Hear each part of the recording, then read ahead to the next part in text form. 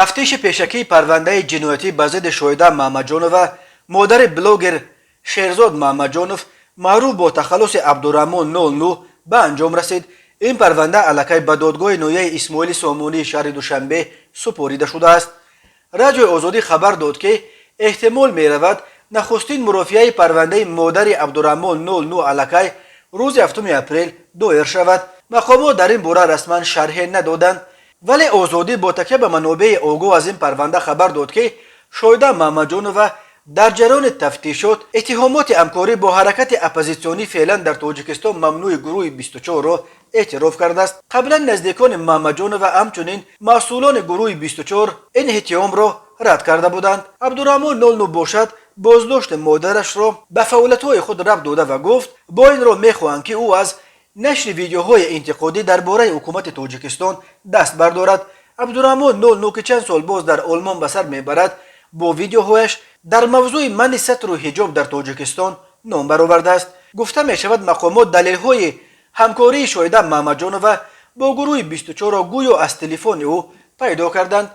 در میانه‌های ماه انور کارمندان اوباب تلفن شهیده محمدجانو را برای تفتیش گرفتند و روز 3 فوریه او را برای گرفتن تلفنش دعوت کرده به حبس گرفتند. وزارت کارهای داخله تنها بعد یک هفته بازداشت شهیده محمدجانو را تصدیق کرد و گفت نسبت شهروند محمدجانو و شهیده دولتجانو سال تولدش 1977 ساکن شهر وحدت طبق طلبات ماده 307 علاوه 3 قسم 2 تشکیل فعالیت تشکیلات اکستریمیستی افراطگرایی کودکس جنایتی جمهوری تاجیکستان پیش بینی گردیده پرونده جنایتی آغاز کرده شده نام برده به حبس پیشکی گرفته شده است.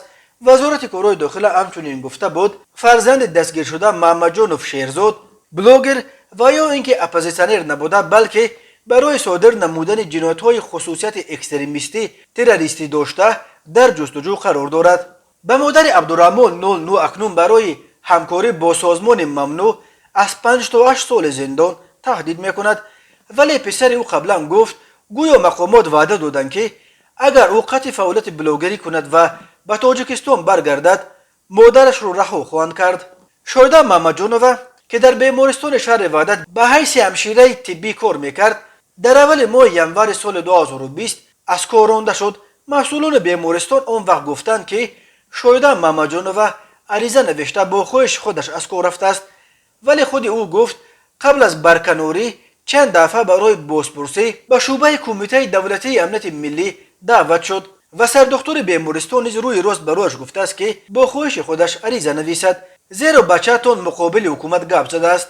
چون این قانون است که در کارخانه دولتی کار کردن شما ممکن نیست. تعقیب خویشاوندان فعالان اپوزیسیا و دیگر اندیشان موضوع است که مقامات تاجیکستان برای آن پیوسته از سازمان‌های بین المللی حامی حقوق تنقید می‌شنوند، ولی مقامات جای داشتن کدام معرکه حساب شده تعقیب خویش و تبار منتقدان حکومت را رد می‌کند و می‌گویند که آنها در تاجیکستان آزادانه کار و زندگی دارند.